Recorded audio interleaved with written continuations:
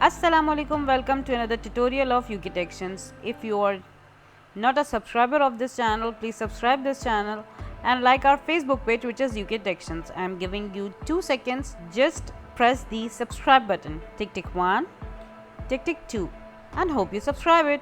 So let's discuss what is the topic of today. Today we will learn what are loops and how to use loops in Swift programming language.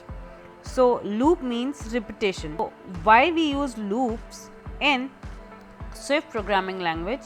Write a condition to print something repeatedly 5 times or 10 times or 20 times, or perform a certain task for 20 times. So we use loop.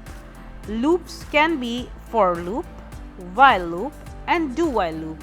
In this tutorial we will discuss the basic one, for loop.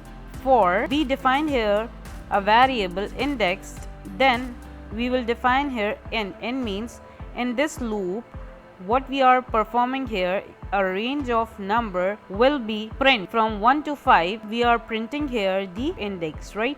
So let's just run it and see the results. What it does, it just print here the numbers from 1 to 5. So the loop is started from 1 and ends at 5, right? So another example is, so define an array.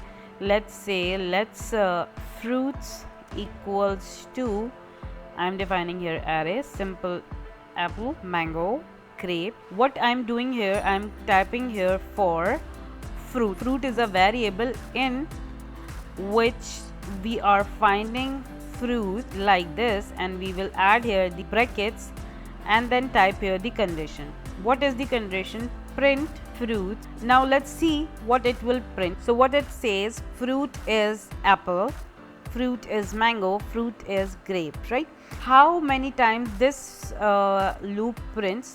The size of array is 1, 2 and 3. So the loop runs for 3 times. So let's try another example. For example, var sum equals to 0, and we will use here for a in 1 up to 5, and the range is 1 up to 5, and will print here the value of sum, right? But for this we have to just add the value of sum with letter a, right?